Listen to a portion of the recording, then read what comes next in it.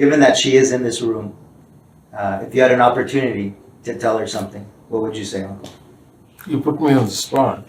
There are so many things that I would love to tell her. And this moment, if we go back 7 years ago, I'll talk about something when she was in the hospital, the City of Hope. Mm-hmm. I used to make visits all the way from Burbank to the City of Hope after a day's work. And she would always smile and say, was the traffic heavy? And I would stay there till it was quite dark, and then I come back in the night. And one day I went straight after work, and she said to me, I had my jacket and my tie on. She said, you come this way, they'll think that you are the doctor out here. Yeah. And you won't need anyone to bring you here. They'll just let you in. Mm-hmm. So those are some of the memories that strike me. But going back again,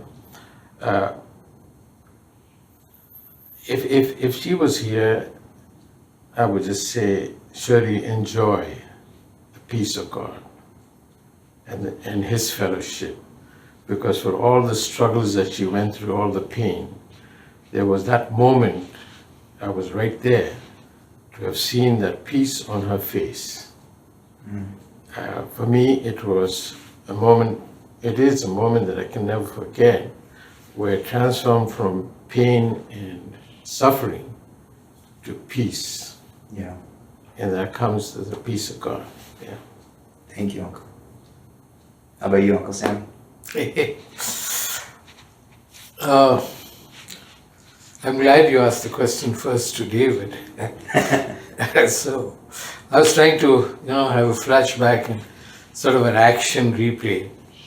I would say, Shirley, thank you for keeping our kids, because what do I mean by that?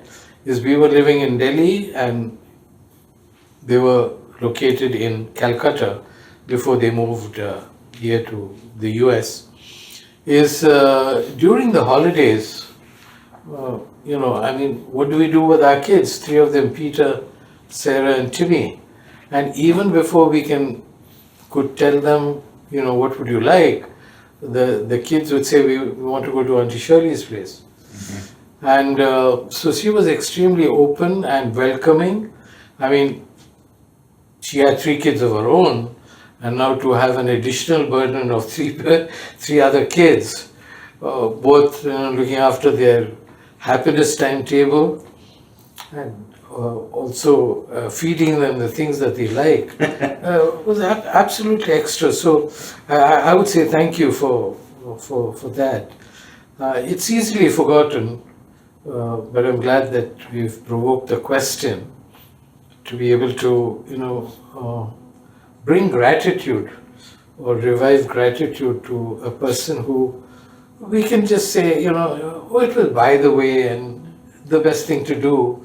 But I'd like to say thank you for, and my wife and I would, Jean would go and drop the kids in Calcutta, come back home and go about her duty. And this was not for a couple of days, but it was, I think, for over a month. Mm-hmm. Because that's how long was the summer holidays in Delhi. So, how can I forget that? How can I, just because the person, in a sense, is not here, but to remind and let the gratitude echo, mm-hmm. and say, Shirley, thank you. Thank you for that. And I just had one more thing. And, go ahead. I would thank Shirley for reminding me to put on the right shoes, because she often saw that I was speeding. And I would look and say, no, Shirley, it's my shoes that are heavy. And I tell Shirley, thank you, mm-hmm. for keeping me under check within the speed limits. Right. By God's grace, up to today, after these many years, I've not got a ticket for speeding. Yeah. Well, thank you so much for sharing about Shirley. And as said, we started this, my faith journey, almost a month, a year ago, Yes. right? Because before you got married. And then you asked me a question, Dad, what was the success of your marriage with Mom?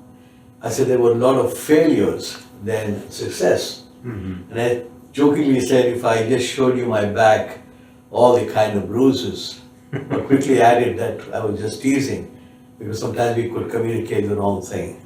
But through all this, what we are doing today is not by accident. You know, it's God's divine plan, His divine timing, because we want, and we're doing it at our home studio, My Faith Journey Studio. You know, what has been initiated. This garage was a dustbin, a trash bin. But we thank God that He's turned this. And I'm also blessed that on her death anniversary, when she's been, as some friends sent me some messages, she's been promoted to higher glory. And that we should be doing this. And then I should have both my brothers over here, and you as their nephew is, in some ways, playing as host. But thank you so much Thank you, guys. for this.